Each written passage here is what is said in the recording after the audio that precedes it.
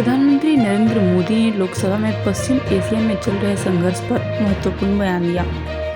Israel Iran के बीच बढ़ते तनाव और उसके ग्लोबल इम्पैक्ट को देखते हुए प्रधानमंत्री मोदी का यह संबोधन अहम है। बता दें कि लोकसभा में यह चर्चा ऐसे समय में हो रही है जब वैश्विक स्तर पर परिस्थितियां तेज रफ्तार से बदल रही हैं और इसका प्रभाव देश की इकोनॉमी, एनर्जी सिक्योरिटी और विदेश नीति पर भी पड़ सकता है।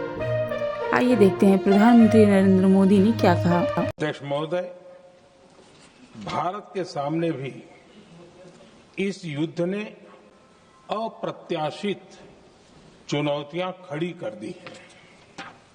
ये चुनौतियां आर्थिक भी हैं, नेशनल सिक्योरिटी से जुड़ी भी हैं और मानवीय भी हैं।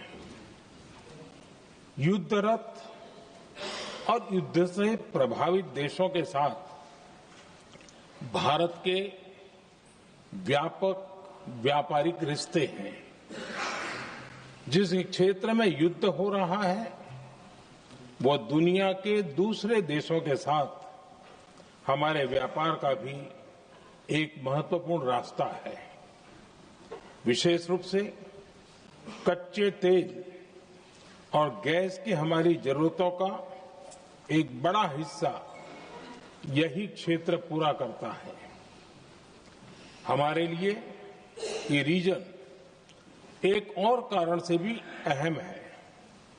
लगभग 1 करोड़ भारतीय खाड़ी देशों में रहते हैं और वहां काम करते हैं।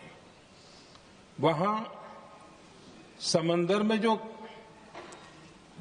कमर्शियल शिप चलते हैं उनमें भारतीय क्रू मेंबर्स की संख्या भी बहुत अधिक है। ऐसे अलग अलग कारणों के चलते भारत की चिंताएं स्वाभाविक रूप से अधिक है।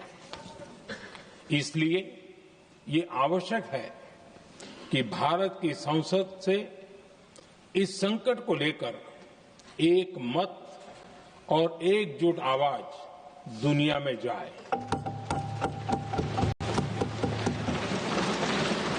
अध्यक्ष जी,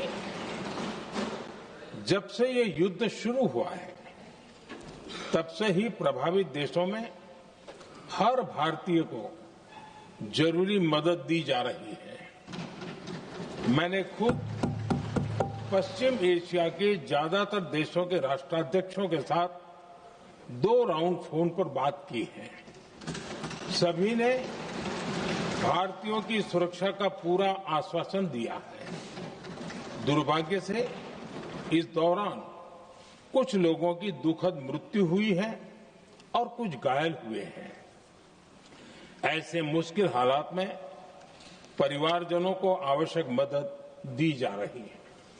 जो घायल है उनका बेहतर इलाज सुनिश्चित कराया जा रहा है।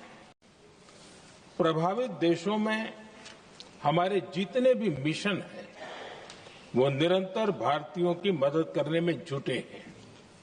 वहां काम करने वाले भारतीय हो या फिर जो टूरिस्ट वहां गए हैं, सभी को हर संभव मदद दी जा रही है। हमारे मिशन नियमित रूप से एडवाइजरी जारी कर रहे हैं। यहां भारत में और अन्य प्रभावित देशों में 24/7 कंट्रोल रूम और आपातकालीन हेल्पलाइन स्थापित की गई है। इनके माध्यम से सभी प्रभावितों को त्वरित जानकारी दी जा रही है।